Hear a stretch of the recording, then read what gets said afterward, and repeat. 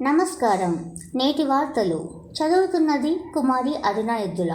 ముందుగా ముఖ్యాంశాలు. రాష్ట్రానికి పిల్లలే ఆస్తి, వాళ్లతో నాలెడ్జ్ ఎకానమీ సృష్టించొచ్చు. ముస్తాబు కార్యక్రమం ప్రారంభంలో సీఎం చంద్రబాబు నాయుడు. తాళ్లపాలెం బాలికల వసతి గృహంలో విద్యార్థులతో ముఖాముఖి. 5 ఏళ్లలోపు పిల్లలకు పోలియో చుక్కలు వేయించండి.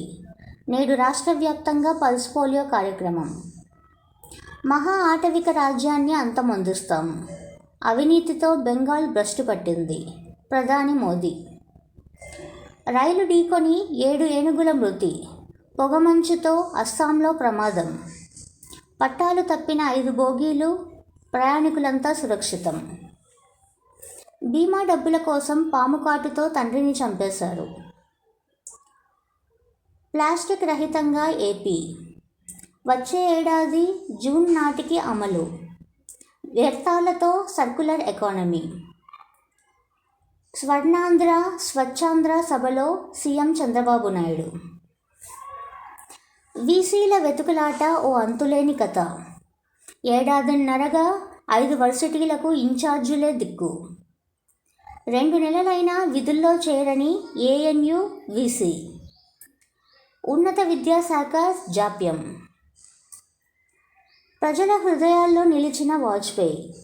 డబుల్ ఇంజిన్ సర్కార్తో ఏపీకి ప్రయోజనాలు.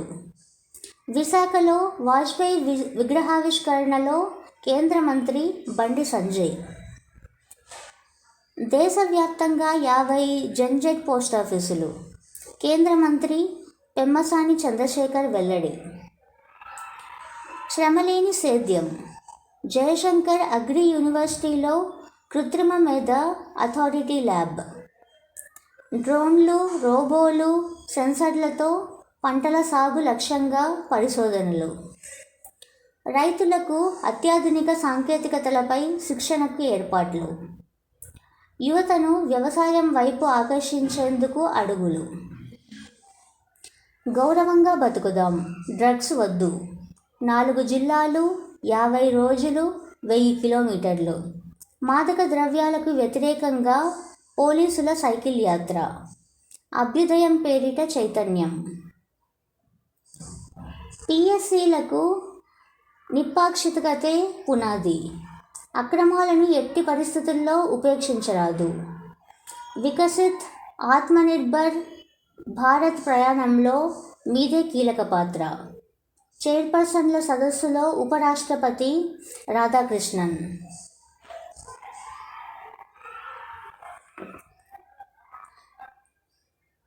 రైలు ఢీకొని 7 ఏనుగుల మృతి. పొగమంచులో అస్సాంలో ప్రమాదం. లాభాలు కురిపిస్తామంటూ 15 నుండి 20 కోట్ల స్వాహా. సిరి గోల్డ్ నిర్వాహకులపై కేసు. వైభవంగా ముక్కోటి ఉత్సవాలు ఆరంభం. ఇంతటితో వార్తలు సమాప్తం. నేను మీ అరుణ ఎద్దుల.